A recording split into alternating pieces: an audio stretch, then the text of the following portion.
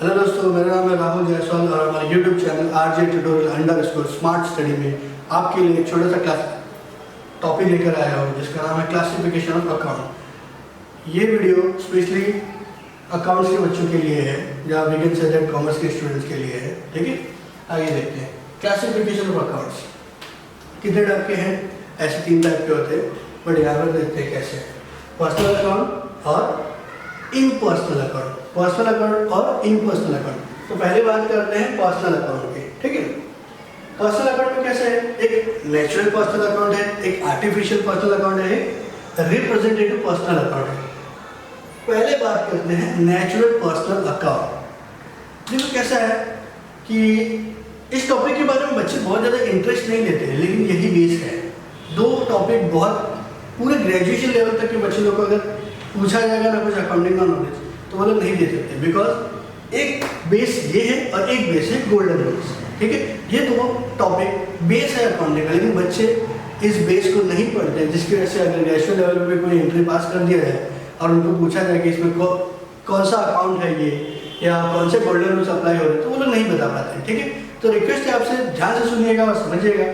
ठीक है, नहीं समझेगा आप कमेंट बॉक्स में डाल सकते हैं, मैं आपको पर्सनली वापस से कुछ समझाने का कोशिश करूँगा। ठीक है, आप मुझे फॉलो कर सकते हैं इंस्टाग्राम पे, फेसबुक पे और हमारे वेबसाइट पे। आइए, classification of account, personal account, impersonal account. Personal account, natural personal account. What is the meaning of natural personal account? ऐसा पर्सन जो बाय बर्थ और नेचुरल वे से इस कंट्री या इस अर्थ पे पैदा हुआ है, सिंपल अगर बोल सकते हैं। ठीक है, यानी कि यहाँ पे जैसे एग्जाम्पल लिखा है सुनीता, अशोक, सुहास।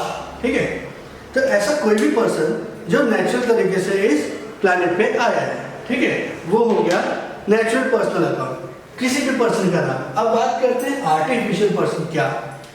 तो कोई भी ऐसा ऑर्गेनाइजेशन या कोई भी ऐसा कंपनी बोल सकते हैं या कोई भी ऐसा फर्म बोल सकते हैं जिसे एक या एक से अधिक नेचुरल पर्सन मिलके रन कर रहे हैं या मिलके चला रहे हैं। ठीक है, आर्टिफिशियल पर्सनल अकाउंट जैसे यहाँ पे एग्जांपल में municipal corporation account, Radhika sports club, bank of India.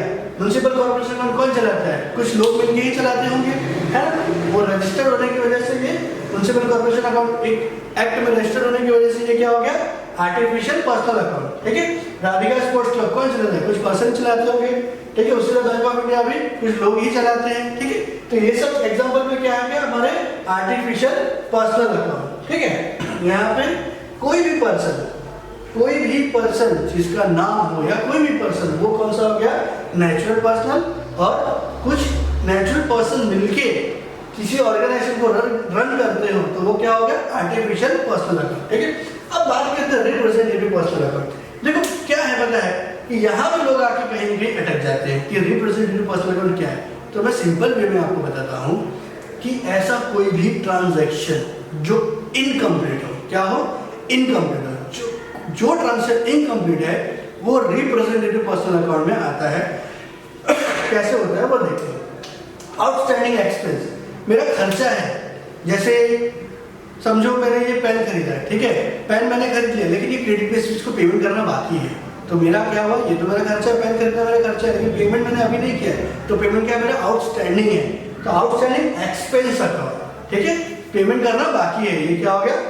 हमारा रिप्रेजेंटेटिव पर्सनल अकाउंट। ठीक है, इसको रिप्रेजेंट कर रहा है उस पर्सन को। अब बात करते हैं प्रीपेड एक्सपेंसेस।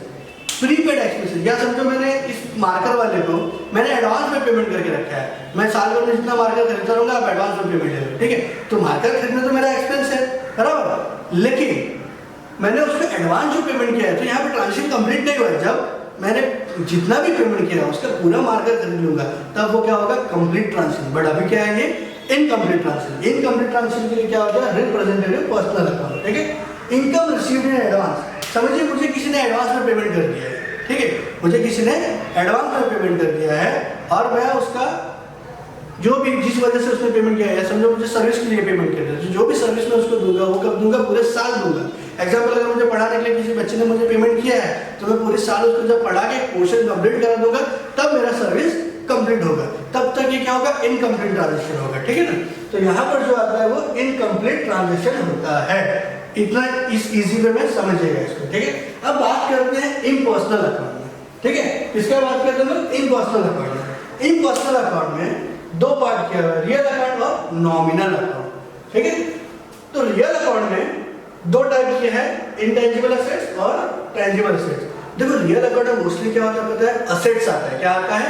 असेट। तो बात करेंगे कि सर असेट्स क्या होता है। कुछ बच्चे जो स्पेशली नए 10th कंप्लीट करके कॉमर्स में जाते हैं उनको नहीं पता था ये सारे टर्म्स असेट्स क्या होता है। तो मैं आपको बता दूं, असेट्स वो होता है जिसका हम बेनिफिट ले सकते हैं। सिंपल लैंग्वेज में यही है असेट, जिसका हम बेनिफिट ले सकते हैं। जैसे एग्जांपल, क्लासेस में मेरे बेंचेस रखे हुए, ठीक है। तो बेंचेस को यूज में कैसे होता है? बच्चे आते हैं, बैठते हैं, यूज होता है, ठीक है। तो उसका हम बेनिफिट ले रहे हैं, बच्चे आके बैठ रहे हैं तो उसका बेनिफिट हो रहा है, ठीक है। अब जैसे ये कैमरा है, कैमरा में मैं आप लोग को वीडियो रिकॉर्ड कर रहा हूँ, तो ये क्या हो गया? इसका मैं बेनिफिट ले रहा हूँ, तो ये क्या है? अपना असेट्स, ठीक है। असेट्स मतलब जिसका हम बेनिफिट ले सकते हैं। अब बात करते हैं टेंजिबल एसेट्स और इनटेंजिबल एसेट्स। क्या? टेंजिबल अकाउंट और इनटेंजिबल अकाउंट का, ठीक है। टेंजिबल एसेट्स क्या होता है? ऐसा कोई भी एसेट्स जिसको हम छू सकते हैं, जिसको हम देख सकते हैं और जिसको फील भी कर सकते हैं। ये अकाउंट्स क्या होते हैं, या ये एसेट्स क्या होते हैं? टेंजिबल एसेट्स होते हैं। क्या होते हैं? Tangible assets. एग्जांपल यहाँ पे लिखा है कंप्यूटर, कैश, मशीनरी। कंप्यूटर को हम छू सकते हैं, देख सकते हैं। कंप्यूटर ऑपरेट करना पड़ता है तो हम छू के करते हैं, तो क्या होगा? कंप्यूटर टेंजिबल एसेट्स, ठीक है। कैश छू सकते हैं, देख सकते हैं, उसका कोई भी बेनिफिट उठा सकते हैं, ठीक है ना। कैश पेमेंट करेंगे हमको कोई भी बेनिफिट मिल सकता है, तो ये क्या हो गया? टेंजिबल एसेट्स, ठीक है। मशीनरी, कोई भी मशीनरी, ये क्या हो गया? Tangible assets. अब बात करते हैं इनटेंजिबल अकाउंट्स में, ठीक है। इनटेंजिबल अकाउंट्स में क्या होता है? पहले गुडविल है, पेटेंट है, कॉपीराइट है। देखो सिंपल से अगर मैं बात करूं तो ब्रांड क्रिएट करना ही इनटेंजिबल अकाउंट होता है या इनटेंजिबल एसेट्स होता है, समझना। गुडविल देखो क्या है पता है कि कोई ब्रांड के ऊपर आपका भरोसा बहुत अच्छा है, ठीक है। तो आप 10 रुपया, 20 रुपया, 10 से 20,000 लोग ज्यादा देने भी प्रेफर करते हैं, क्योंकि उस सर्विस के पीछे या उस प्रोडक्ट के पीछे उस ब्रांड का लेवल रहता है, समझे। तो लेवलिंग के लिए या ब्रांडिंग के नाम पे जो हम एक्स्ट्रा पेमेंट करते हैं, या हम किसी ब्रांड का प्रोडक्ट खरीदने के लिए हम आंख बंद करके, क्योंकि उस पर ब्रांड है, हम आंख बंद करके उसको 100 रुपए की चीज 500 रुपए में भी खरीदते हैं, क्योंकि उसके पीछे ब्रांड का नाम है, ठीक है। तो उसे कहते हैं गुडविल। जो ब्रांड का नाम होता है, ब्रांड की वजह से हम 2 रुपए की चीज 10 रुपए में खरीदते हैं, वो होता है गुडविल की वजह से, क्योंकि उस ब्रांड ने अपना मार्केट में गुडविल क्रिएट किया है, ठीक है। तो गुडविल हम छू नहीं सकते, गुडविल हम देख नहीं सकते, गुडविल हम सिर्फ फील कर सकते हैं, ठीक है। तो ये क्या हो गया? Intangible assets. क्या हो गया? इनटेंजिबल एसेट्स, जिसको हम छू नहीं सकते, देख नहीं सकते, सिर्फ महसूस कर सकते, सिर्फ फील कर सकते। ये क्या हो गया हमारा? गुडविल। अब बात करते हैं पेटेंट। देखो बहुत सारे डायलॉग्स होते हैं, जैसे टाटा नमक देश का नमक, ठीक है। ऐसे ही हर ब्रांड का अपना कोई ना कोई डायलॉग होता है, जैसे मैकडॉनल्ड का है आई एम लविंग इट। तो ये जो वर्ड्स है, ये जो सेंटेंस है, ये जो स्लोगन है, ये स्लोगन या ये सेंटेंस कोई और यूज नहीं कर सकता, कोई भी और ब्रांड यूज नहीं कर सकता। क्यों? क्योंकि वो पेटेंट एक्ट में पेटेंट करा होता है, रजिस्टर्ड करा होता है कि ये हमारा सेंटेंस कोई और यूज नहीं कर सकता। अगर कोई और यूज करेगा तो वो ब्रांड उसके ऊपर केस कर सकती है, ठीक है। तो आई एम लविंग इट, ये किसका हो गया? मैकडॉनल्ड का हो गया। नो डाउट आप I am loving it word को, आप अभी वर्ड को कोई क्या छूता है? लिखावट को ही छूता है, ठीक है। तो अगर I am loving it patent है, कॉपीराइट है, ये जो एम लिखा रहता है, एम, ये जो एम मैकडॉनल्ड का एम लिखा रहता है, टाटा का टी ए लिखा रहता है, तो ये जो है ना, इसका कॉपीराइट होता है, इसको कोई और यूज नहीं कर सकता, ठीक है। अगर करेंगे तो जो जिस कंपनी ने कॉपीराइट कराया वो कंपनी क्या करेगी? केस कर सकती है। और जो बच्चे होते हैं मोस्टली अपने जो बुक्स ओपन करेंगे ना, तो फर्स्ट बुक के पीछे सी करके देखा ऐसा मार्क रहता है, ये सी और ऐसा, ये कॉपीराइट का मार्क है, समझे। इसका कॉपीराइट क्या होगा? आप इसको चुराना नहीं, अगर चुराते हो तो आप पे केस हो सकता है, ठीक है। तो ये जो ब्रांडिंग है, ब्रांडिंग क्रिएट करने के लिए जो यूज होता है, ये सब क्या कहते हैं? Intangible assets. ध्यान देना, आप 2 रुपए की चीज 10 रुपए में खरीदते हो सिर्फ ब्रांड के फेथ की वजह से, ठीक है। अब बात करते हैं नॉमिनल अकाउंट की। देखो नॉमिनल अकाउंट में इसने 2 पार्ट में बताया हुआ है, एक्सपेंसेस एंड लॉसेस और इनकम एंड गेन्स। चलो एक सिंपल बात करते हैं कि कोई भी रिटेलर होता है तो वो क्या करता है? परचेस करता है, सेल करता है, परचेस किया, एक्सपेंस, सेल किया, इनकम, ठीक है। यही नॉमिनल अकाउंट में आता है सिंपल वे में, बट आते हैं वो किस लैंग्वेज के हिसाब से, यानी बुक के तरीके। बुक में क्या दिया हुआ है? Stationery account. स्टेशनरी अकाउंट क्या है? ये मार्कर, कोई पेन, बुक्स, ये सब क्या है? बिजनेस चलाने के लिए स्टेशनरी है। ये जो एक्सपेंस है क्या है? एक्सपेंस। स्टेशनरी का जो भी खर्चा है ये क्या है? एक्सपेंस है। तो कहा जाएगा एक्सपेंस एंड लॉसेस। उसे कौन सा अकाउंट कहेंगे? Nominal account. ठीक है। परचेस अकाउंट, जैसे अभी मैंने आपको बताया परचेस हुआ तो मेरा एक्सपेंस, सेल किया तो मेरा इनकम, तो परचेस कहा जाएगा नॉमिनल अकाउंट में। एडवर्टाइजमेंट एक्सपेंस, बिजनेस चलाने के लिए एडवर्टाइजमेंट किया तो वो कहा जाएगा, वो क्या होगा? बिजनेस के एक्सपेंस होगा तो वो कहा जाएगा नॉमिनल अकाउंट में। ठीक है। अब बात करते हैं इनकम एंड गेन्स की। इंटरेस्ट रिसीव्ड, तुम्हारी बुक में एग्जांपल के तौर पे इंटरेस्ट रिसीव्ड दिया हुआ है, ये आपकी बुक का पोर्शन उठाया हुआ है, उसमें लिखा है इंटरेस्ट रिसीव्ड। तो इंटरेस्ट रिसीव्ड कहाँ से मिलेगा?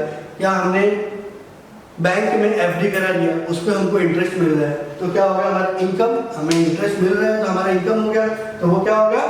इनकम एंड गेन्स में नॉमिनल अकाउंट। ठीक है। डिस्काउंट रिसीव्ड, हमें 100 रुपए का गुड्स किसी ने, हमें कोई 100 रुपए का सामान किसी ने 95 रुपीज में दिया तो 5 रुपया मेरा क्या हो गया? इनकम हो गया। ठीक है।